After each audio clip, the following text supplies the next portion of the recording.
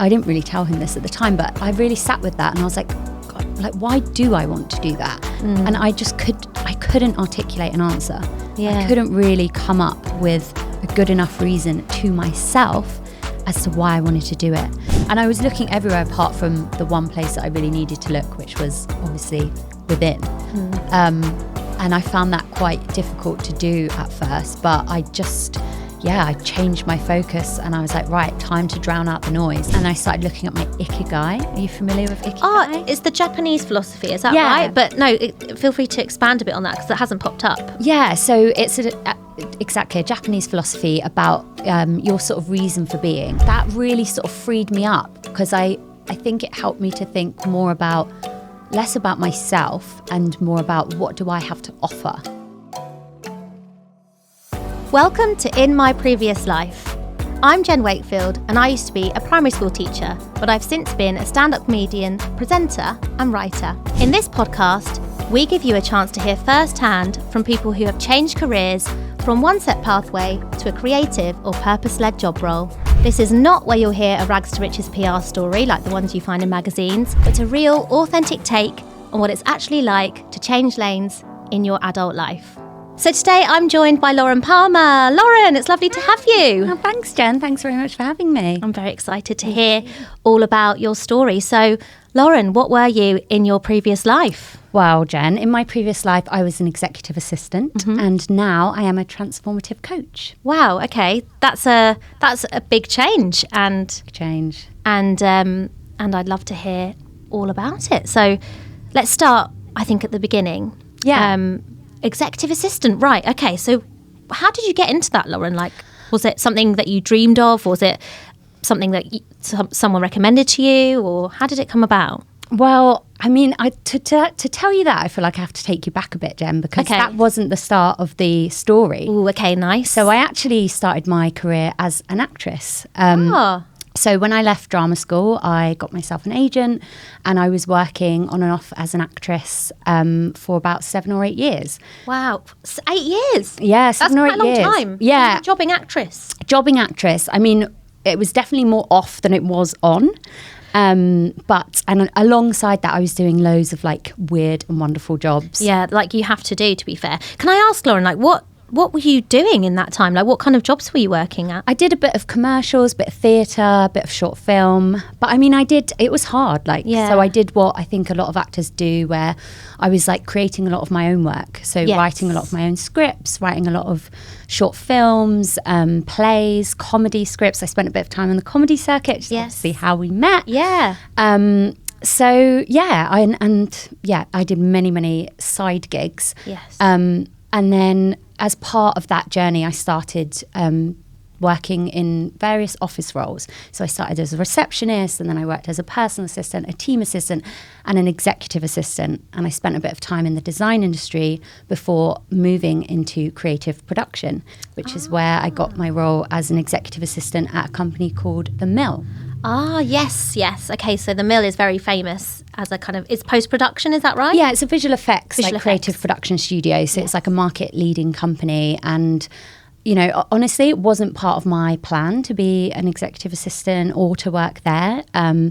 I'd spent a bit of time in design, as I'd mentioned. And then I wanted something that was like feeling a bit closer to acting. And I thought being a part of like a production studio would kind of give me that like creative energy that I think I was craving. Yeah, because a lot of the time it's about the buzz of something that you miss, the energy that brings to you. And I was talking to someone before about how when I was a teacher, but I used to go to the theatre and then I'd leave and feel really, really sad. And anyone I met who was like even mildly involved with the theatre or something, I would just like cling on to them and want to talk to them all the time because I wasn't in it. So you just want to have something that feels like it gives you the buzz. Yeah, that is exactly it. I relate to that in a big way. Like I wanted to bring it more, like to integrate it more into part of my life.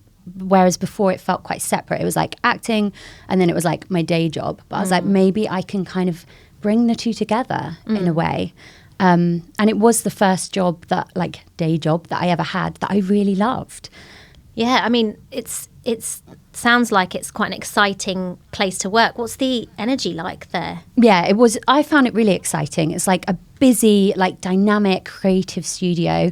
And I was like surprised how much I enjoyed it. But I think it's a lot to do with the company. I think there's this like relentless kind of pursuit of creative excellence that like lived throughout the company. But mainly it was the people. Like the people were amazing and really passionate and like top of their game. Yeah. And I found that really inspiring, like working with all these incredible artists and producers and leaders who, I think it helped push me and evolve me into like a new kind of version of myself. Because I was like, wow, everyone here is like really like incredible at what they do. Yeah. So I want to elevate. Yeah. Like when you're around people who pride themselves in being excellent at what they do and work to that standard, by osmosis, it does, you hope by osmosis it rubs off on you, but it will do, because there's that saying, isn't there, about you are, in friendship, people say you are like the average of the sort of 5 people you spend the most time with or something. So if you've got a workplace which is like that, it sort of reminded me of schools, and how in different schools I'd see different kind of cultures, and you could see how a group of students, how they would perhaps thrive in one setting and they might not in another, and it kind of is down to the culture, right? The culture of the place. Yeah, well, it had like a really strong culture that, you know, the company had been going for like 30 years and it had a really strong creative culture, which did evolve and change throughout my kind of time there. But yeah, it was when I first joined, it had so much energy and I found it really exciting and fun. Like it was, fun people who became like really good friends. And was this the first full-time role you had, Lauren? Because before it sounds like you were doing bits in between acting, or was this after the design studio your second full-time career move? Very good question. So design studio was also full-time, but I was really lucky. Like I always found jobs and teams that were really supportive of me having like this double life. And I was very kind of transparent with people up front, you know, to let them know, like, if I get an audition or if I get a job, like I might have to take some time off, and, you know, will you support that? And luckily I always found places were really like accommodating to that. That is good. Yeah, which is kind of surprising, because you think, oh, you know, I couldn't do a full-time job, but actually having that stability I found kind of grounding. Yeah. And also, do you think because they were in the creative industries like design and, you know, post visual effects, they were people who understand that kind of hustle element of having to do this kind of work? Maybe there is something in that. Like, I think I just kind of positioned it well, like, I'll work really hard for you, but this is my passion and I really want to do it. And yeah, luckily people were sort of receptive to that. Yeah, that's good. That's good to know. So it was working out in terms of the fact that you could have this full-time career, but if you needed to take acting auditions and things around it, you could. And was that the case when you were at the Mill as well? Yeah, so the Mill was like the transition period of my life. So when I first started at the Mill, I was still acting. Right. And yeah, I guess the Mill sort of shocked me because I didn't expect to love it as much as I did. So I kind of like found myself in this new environment and things were going well, and I felt like I'd found something else that I was quite good at, and yeah, I just got a lot of energy from working there. At the same time, acting was sort of starting to feel less and less enjoyable. So I was kind of like going up in one direction and I felt like I was kind of going down in the other. Yeah. So it was quite a sort of, transitional time where I was like, maybe it's time to phase that out. Yeah. And that was really hard. Yeah. How was that time then, Lauren? Because it's something that, it's a real parental voice I hear when I think about that, doing that. Like, as someone who's also had this creative professional life battle, it feels like a parental voice going, come on now, like, you know, stop mucking about, like, focus on what you're going to focus on. Did that kind of voice sort of hover around you, or was this was it because of the energy and enthusiasm you were getting from your job? Maybe a mixture? Do you know what? It's interesting. I feel like in a sense it was the opposite of the parental voice. Oh, right. For me. Yeah. I feel like for me, you know, acting was like everything that I always wanted to do. And I'd been kind of working towards that my whole entire life. And so like I created a whole identity for myself around that. Like I would introduce myself as like, I'm Lauren, I'm an actor. You know, you don't say I do acting, you say I'm an actor. So I felt like that was a core part of my being. And so, you know, if I wasn't going to be an actor anymore, then number one, it was almost like an admission of failure, I think. And I almost had this like voice in my head that was telling me if I do quit, then have I just failed? Have I given up? And number two is like, well, if I'm not an actor, then who the hell am I? You know? Yeah. So actually, there's a few things going on. And how long was that period? Was it a kind of phasing out gradually, and were you aware of it as you were doing it, or was it something that was happening and then you came to realize what was happening? I think it was happening slowly in my mind for a long time. Like I wasn't feeling happy, and I think my confidence was really dwindling. You know, you do deal with a lot of rejection in acting, which you do kind of harden to an extent, and you do build resilience. But I think at that time in my life, I was probably about 27.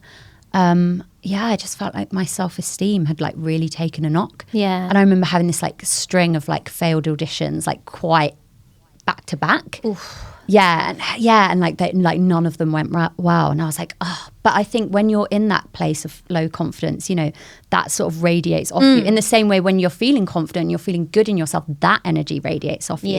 Like people pick up on that vibe. I think it took a long time in my head for me to admit to myself that I wanted to change. But once I'd made the decision, it happened really quickly. And was that kind of period a kind of joyful experience? Was it a relief? Well, it's interesting because I think in a way it was a relief. Like when I'd made the decision, I was like, right, this is it, I'm done. Like I came off Spotlight really quickly. I like deregistered as self-employed. It's a bit like breaking up with someone, isn't it? Yeah. And I sort of thought like I have to do this really quickly in case I change my mind and I like go back. Go back to the ex. So you decided to like almost like wipe that actor identity. Yeah, completely. I wiped it. But what's interesting about the timing is it was right before the pandemic. Oh right, okay. Yeah. So I feel like as soon as it happened, we kind of went into pandemic mode, and then there was so much going on. I didn't really have time to process it. And, you know, I was supposed to be getting married in 2020. We got our dog, so it was like so much stuff was happening. You know, everyone was kind of coming to terms with like lockdown, and so like thinking about acting, it was kind of the last thing on my mind. Yeah, that makes sense. And also, it sounds like you've had a lot of other changes. You know, your identity is kind of shifting in your adult life at that point anyway, isn't it? Where you're like, okay, you know, you're sort of making your home, you're making further commitments. So there is a sort of shift happening anyway. But I think things coinciding with lockdown is interesting. You say you hadn't had a chance to process it at that point. So maybe that means that it came later. I think it did. I think I was kind of in, I don't know if denial's the right word, but I wasn't really thinking about it. And I was kind of like just getting on with things, you know, just cracking on. And so it wasn't until probably 2 or so years later that I was like, and I realized something had shifted and actually I wasn't that happy. And I think around that point, I was like realizing that, you know, acting was always like a really big passion of mine. And so I felt this kind of creative thing missing from my life. Was it a slight grief feeling in a way? I think so. Yeah, I think it was. And I think I didn't give myself time to mourn it because of lockdown and the pandemic. So I think it was grief. Yeah. And your job at the mill as a day-to-day, you know, what was that like sort of during COVID and afterwards when you were sort of back in the office and things? Like, was that something that was fulfilling your needs for a while, or was it something that was really, you know, you were able to put your skills and ability to good use? Yeah, it definitely fulfilled me for a while. And I mean, honestly, Jen, it was like a wild ride from start to finish. I bet. The company went through so much change. I went through change. There was so many like different people coming and going. And And it was a really steep learning curve for me. Like I was like thrust right into the heart of it. And I think where I was working closely with a lot of leaders in the business, I was like exposed to a lot of different things that were happening. But it was really varied. Like I got to keep my fingers in a lot of pies, and my role was very generalist. So I was working across a lot of areas, which I really enjoyed. But I think the part of the role that I enjoyed the most was people related. I liked holding space for people, both the leaders that I was supporting, being a sounding board, being there to listen to them, and give them guidance where needed, and also for the rest of the team. Like I loved that the team felt that they could come to me for support and I could help them with that. So it's kind of interesting in hindsight. I'm like, these are all skills that you kind of need as a coach. Yeah. But I didn't realize at the time I'd been kind of nurturing, I suppose. Yeah, and interesting that the contact you were having with those people was allowing you to sort of practice these skills, but also access people who are doing high level roles with lots of responsibility. Totally. That's something that can sometimes feel like a barrier, I think, to access for people who perhaps are in a role and they see people who are up here and they think, how can I get to that? But if you're able to access and see what they're doing day to day, you probably see, okay, they are actually they're important, but they're doing a job. And, you've got first-hand experience seeing that. Did that impact you? Yeah, massively. Like it was really interesting. And when I first started there, I thought, oh my God, I'm in at the deep end here. Like I had to learn a lot, and I had to learn quickly, about what goes on running, a high performing global creative business. But that was really interesting to me. And I got really lucky with the leaders that I was working with who, really supported and mentored me. And I learned so much. I learned about how to lead and empower a high performing team. And also I learned how not to do it so well from other things and experiences that I had there, not directly related to the leaders that I worked with. But, you see what goes well and you see where the challenges lie as well. That's so interesting, Lauren. What would you say if you could sort of say three things off the top of your head are three things that are really important for motivating a kind of high level group of people or person? That's a good question. I think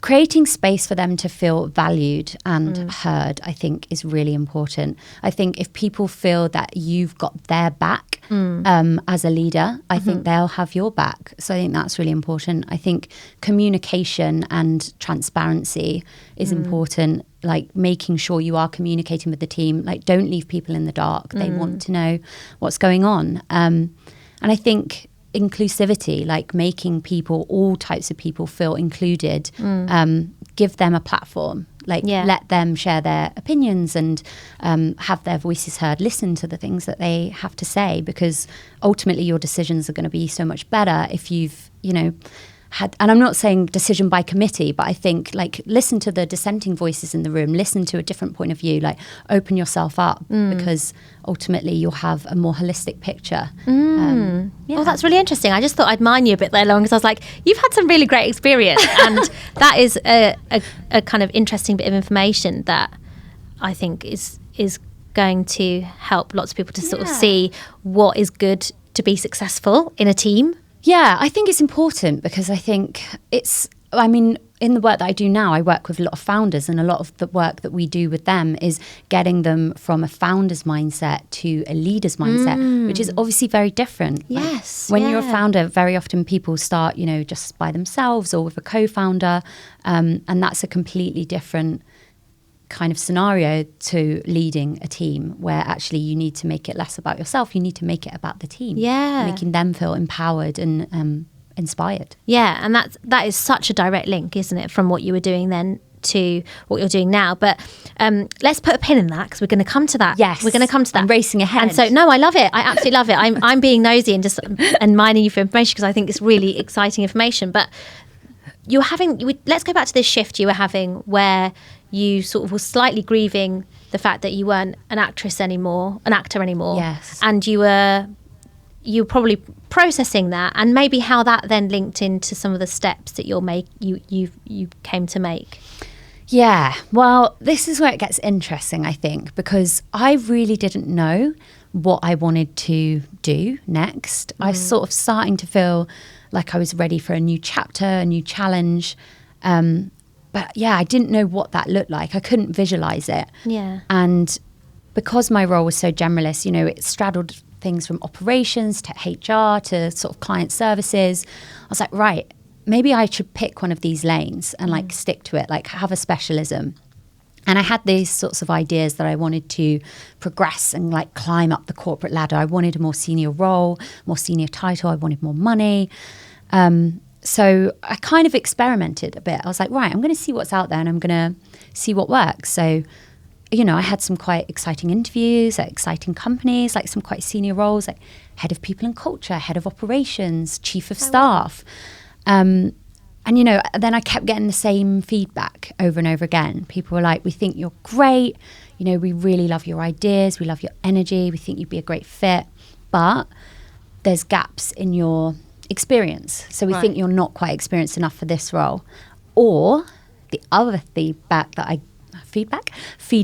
got over and over again was, you're great, but you're too experienced. Oh. Yeah, like we think you won't be fulfilled enough in this role. Like you're too senior, you've had too much experience. So I was like, okay, right. Yeah. Like what am I supposed to do with that? So that was really confusing. Yeah. Yeah. And so then I got this idea in my head that I wanted to be a chief of staff. I had this fixation that, okay, I'm going to do this more generalist role. I'm going to be a chief of staff. And I became really obsessed with that. And I remember Dee, my husband, saying to me, why do you want to be a chief of staff? And I was like, what do you mean? Why do I want to be a chief of staff? I was like, you know, like, he was like, why? And I was like, well, you know, it's like the next logical step of my career. And he was saying, but what is it about that role that you think you'll enjoy? And I was like, and I just couldn't answer him. And I was like, oh my God, can you stop being so annoying? Like asking me all these irritating questions, just shut up. But you know, that really stuck with me. And I didn't really tell him this at the time, but I really sat with that and I was like, God, like, why do I want to do that? And I couldn't articulate an answer. Yeah. I couldn't really come up with a good enough reason to myself as to why I wanted to do it. And I realized as well that with these interviews that I'd been going to, I was coming away from them and feeling, oh, okay, good. Glad I didn't get that one. And I was like, oh, like, why am I feeling relieved that I'm not getting these jobs? And so I started to realize that something was off. I was like, do I actually want any of these Interesting. So you were getting feedback to yourself, to your inner self, that something was a bit off, paired with the fact that Dee had obviously nudged you in a direction that you perhaps were not hoping for to feel, but he had nudged you into a direction, right? He had. I mean, he in a sense coached me, which, I found quite irritating at the time. But in hindsight, it was really helpful. And I kind of realised looking back now, I can see why at the time I thought I wanted those roles. And I think it was a few things really. Like one, it was survival instincts. You know, I wanted to have enough money to be able to live like comfortably in London, which, let's be honest, is not easy. No, there's a lot of talk about how much salary, what is an ideal salary to live in the city. And then also if you're around successful people who are doing that and who are earning that, you feel like that's a threshold that you've got to meet, I guess. Massively. I mean, this was the other thing. I was comparing myself to everyone else around me. I was seeing like colleagues, friends, people I knew moving up into these more senior corporate roles. And so I was thinking, well, that's what I should be doing. Yeah. You know, I should be doing that. I should be following in their footsteps. I should be, doing what they're doing. And then I think the other thing that was driving me was, and this is kind of a hard one to admit, but it was ego a bit, you know, like part of me wanted like the big fancy job title. And I do find that hard to admit because that doesn't really align to my values. But I think we all have this sort of shadow self and we all get led astray by our sneaky egos. Yeah. And I think ego isn't always, you know, sometimes it can serve a purpose. True. And everyone has one. So it's great that you're comfortable enough to say it. You know, I think you should be pleased that you're comfortable enough to say that. Thanks. Because other people will feel that and have had been driven by that. I certainly have. I get embarrassed when I look back at moments in my life where I think, God, that was very egoic. But sometimes having an ego, egoic. But sometimes I think having an ego, driven. As long as it's not gone out of control, it's allowed some sort of like blue sky thinking and some like high reach that I probably wouldn't have done if I wasn't in a mad egoic state. Does that make sense? Interesting. It does. So almost like channeling this ego self to kind of motivate you to. Yeah, I mean, I'm sure there's a better term for it. I think it's probably more just about. Some people might say, well, actually, that's just you not sabotaging what you can do. Yeah, but no, certainly, like I think it's a very normal experience, and it's good that you can admit it, and see that. It is interesting, I think, these different parts of ourselves that we have for like confident versions of ourselves, we have less confident versions of ourselves, and we fluctuate between these, all the time. Yeah. And I do think there is something in harnessing a version of your identity that feels confident and empowered, even if you don't really feel like you are that version of yourself at that moment in time. It's almost, I don't want to use the term fake it till you make it, but it kind of is that. I think I recently wrote about imposter syndrome, and there's a lovely author, an amazing author called Viv Groskop, and she calls she's written a book called Happy High Status, and she calls it the overlay. I think she calls it overlaying, where you take something from a place where you're comfortable and feeling quite in your comfort zone, feeling confident, and you overlay it to a situation where you don't. So it's using it as a tool rather than faking it in a way. I like that. So kind of pushing you into your stretch zone. Yes. Great. Oh, I need to read that.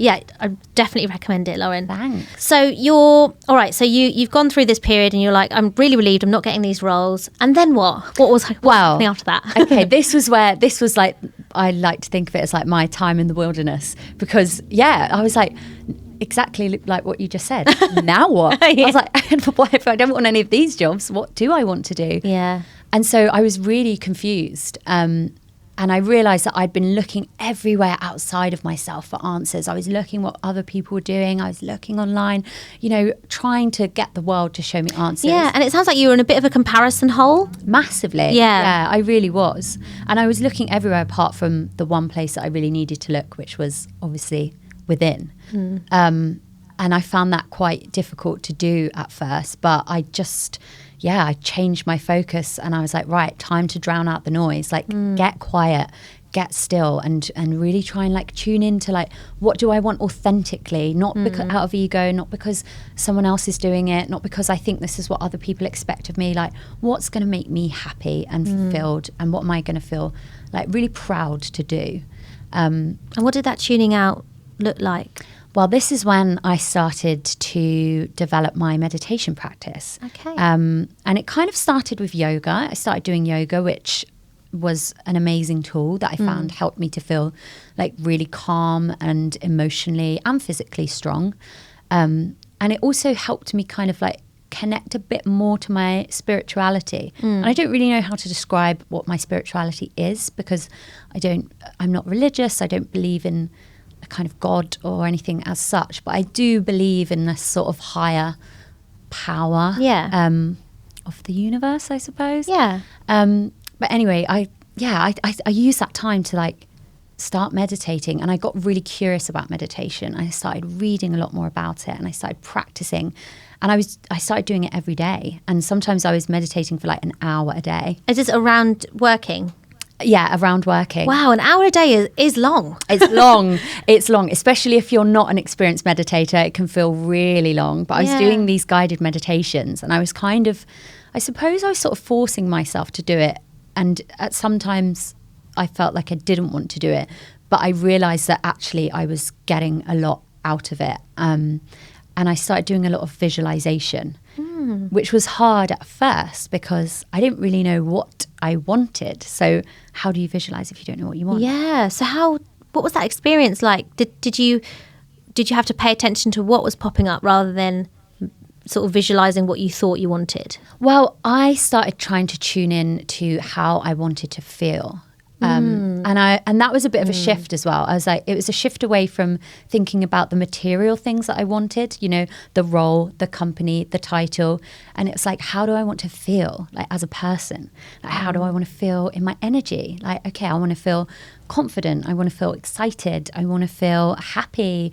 I want to feel like I'm doing something meaningful that's helping people in some way. And I don't know what that is. I don't know how that will. And people were quite clearly a sort of ingredient here, because it was that connection to people that you loved at the mill. Yes. And you're obviously thinking, right, connection and people and being in that space is important too, right? Totally. And acting. And my coach actually helped me have this realization that acting and coaching are not that different, because, you know, at the heart of it is like this curiosity about people, like what motivates and drives us. Why do we do the things that we do, and what holds us back from becoming like the people that we could be? Yeah. So the meditation really helped me. And I kind of feel like there were two sort of main phases of my development in getting me to this point. Phase one was definitely meditation, which helped me start to formulate a new vision, because the more I started to cultivate these like feelings of how I wanted to feel, the more other things started to sort of take shape. Interesting. And how long were you meditating before the things started to take shape? Out of interest.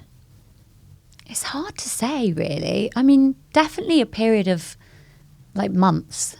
Wow. Okay. It was slowly unfolding. Yeah. And I mean, I guess another part of it was, as I was starting to kind of get a clearer sense of this person that I wanted to become and how I wanted to feel, I realized that I hadn't really been aligning my behavior with that. Right. And this was a massive shift that really helped me to change my habits, almost like instantaneously, because I'd always had a kind of complicated relationship with like my diet, and, you know, alcohol and things like that were a bit of a form of escapism for me. Yeah. Which is, these were the things I turned to during like hard times. Yeah. But actually having this new sense of what would the person that I want to become do? It made me make different choices, like really quickly. Wow. That's very transformative. It was very transformative. Yeah. And that question, how do I want to feel? That's one of my favourite questions to ask other people as well. And I've done a little bit of like career work with young people before, and I noticed a lot of the questions were often about like, they were very skills based, which is important. It's great that people are looking more at skills now as opposed to what's your experience in, what do you want to do. It's like, no, these are the skills you'll need for these roles. Yes. But there wasn't really anyone asking like, how do you want to feel? Yeah. And I know that will change as you go through life, and that's also important to let young people know. But that's when I asked myself that question, that told me almost exactly what I needed to do. Yeah, it gives you new answers, doesn't it? I think that's such an important point about young people, because it can feel so overwhelming, you know, having the weight of responsibility of making these choices that are going to impact your life in such a big way. Yeah. And I think we're sort of conditioned to think in very binary terms about our careers and about our work. But actually, if you can learn to zoom out a bit, it can be really helpful, especially when we're feeling a bit trapped or stuck. Yeah. Like it can create a sense of panic where we're like, I need to get out of this situation. So we only think about the very next step ahead. We're not thinking about the bigger picture. Yeah. But actually that can limit us. And sometimes unlocking like a bigger picture and zooming out and like bringing people to how they want to feel, you know, and what their sort of like mission is. That can be really powerful for people. I think so. And I think those are good focuses for when, if there is a kind of period of work experience or early, you know, a stage of discovering work for young people. I think that focusing on the feeling and how are you feeling in this day to day is a really is a useful thing. Yeah. It's a useful thing to ask. Massively, I think so. So Lauren, you're now sort of in this period of self-discovery, and you've realised that you're starting to align. You needed to align your behaviours more, and the meditations helped you a lot. And so, how is this now moving into this stage of your life? Very good question. So at this point, I was like, right, what other tools do I have to help me to get clear on this? Because things were starting to emerge, but I didn't know how to translate that into sort of action or what it would look like. So I started doing exercises around like my values, using the Squiggly Career Book, which has some amazing values exercises in, which really helped me. And I started looking at my Ikigai. Are you familiar with Ikigai? Oh, it's the Japanese philosophy, is that right? But no, feel free to expand a bit on that because it hasn't popped up. Yeah, so it's exactly a Japanese philosophy about your sort of reason for being. And they say that it intersects across 4 different things. It's what you're good at, what makes you happy and what you love, what you can get paid for, and what the world needs, which I think is really, like that really sort of freed me up, because I think it helped me to think less about myself and more about what do I have to offer. Yeah. Like what could I potentially give to the world? Like how can I pay it forward? How can I serve other people and support them? And what gifts do I have that could help people? And I like that it's got the 4 intersecting elements, because it takes the pressure off it just being, what am I good at? What can I do? It's like they're quite overwhelmingly loaded thoughts. So I think that if you've got the 4 in tandem and know that that's a great recipe that works for so many people, and it has all these elements that serve you and serve others, it's kind of it's nice to have that as a kind of code. I think so. I think we're not always thinking of all of those 4 things. Like sometimes we're stuck in one square or like 1 or 2 quadrants. I think that was a really helpful tool for me. And at this point, coaching started to emerge as something that felt quite strong. I knew something with people. Like we said before, it was all about communication. It was all about people. So I was trying to figure out, okay, what could that be? What does that look like? And if I'm honest, I think I had quite a lot of resistance to coaching. Why is that? First. I think, well, firstly, I hadn't really experienced coaching myself. So I didn't know then what I know now, having experienced so much of it. And secondly, I think I just had negative connotations about coaches or coaching as a profession in my head. As an industry, it's quite unregulated, and there are some coaches charging absolutely like wild, extortionate fees. And so I guess I didn't understand the true value of it. So I didn't know whether that was really something I wanted to pursue, even though it kept kind of feeling like a strong thing that was coming up for me. And so you managed to obviously get through that and think, okay, I've got to explore this, because you're now a coach. But how did you go about becoming one? Yeah, well, I mean, as much as the resistance was strong, like one of my values is actually curiosity. So in the end, I think curiosity just won out, and I was like, I can't ignore this any longer. So I decided I was going to do a course on coaching. And I didn't know at that time whether I wanted to be a coach, but I thought, like you say, this is something I need to explore, and I think I need to experience and learn about, and receive coaching and experience it for myself. And I felt confident that it would enrich my life and my skill set at the very least. So I wanted to give it a go. And very early on, I just knew that I'd made the right decision. Oh, wow. Yeah, I just loved it. And I found it so interesting learning about the psychology that sits behind transformative coaching. And transformative coaching itself was really interesting to me, because it's working to deep levels of change. Right. And it's looking at our beliefs, our values, and our behaviors, and how they influence our experience of life. And I was just like, oh my God, this is so interesting. Especially because of your own personal journey. Yes. You took yourself through quite a transformation, didn't you? So massively. And were there different strands you could choose from where they were like, you could go this route, this route, this route, this route, but transformative was the one you chose? No, I mean, the course that I chose to do was a transformative coaching course. And I chose that mainly because I liked the school. I liked the sound of the training. I thought it sounded really robust, and it was ICF accredited, and accredited by some other coaching bodies as well, which I should be able to list off the top of my head. The EMC or something. Yeah.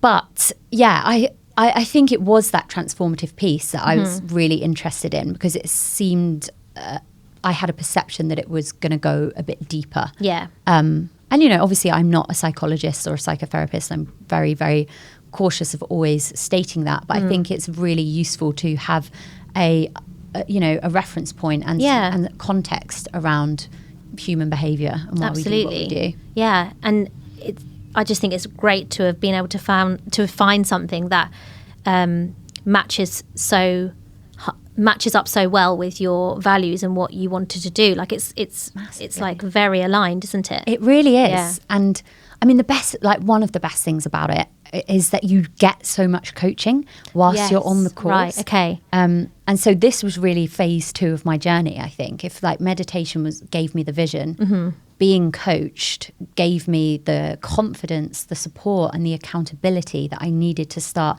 taking action and like actually doing things that like really scared me. Yeah. And I had a mantra, like I set a mantra for myself every year, and last year it was have courage, do hard things. And the coaching just really helped me to start living that and take all this action and these steps forwards. That's a great mantra. And I like that you've got one for a year, because a couple of weeks isn't enough sometimes. You need to be able to really lean into something properly, don't you? I think so. Yeah. I knew at the start of last year it was going to be a year full of change, and I didn't know what the changes were going to be, but I knew I was going to have to like buckle up for the ride and get brave.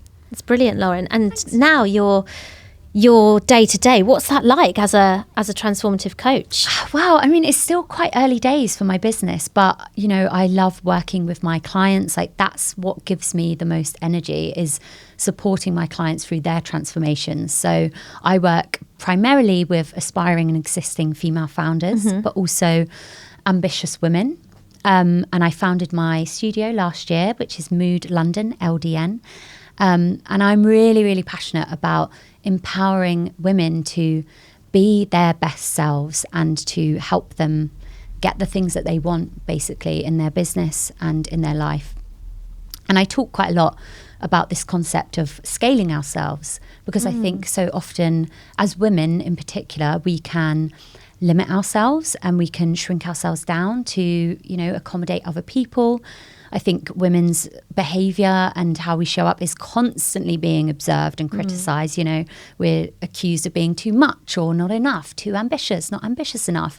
And I think that has a psychological, you know, it takes a psychological toll on how we present ourselves and the thoughts that we have about ourselves and the things that we deserve. And I think the concept of scaling ourselves can be difficult for some people, because we're kind of programmed to think that if we prioritize ourselves, that's selfish. That's a selfish act.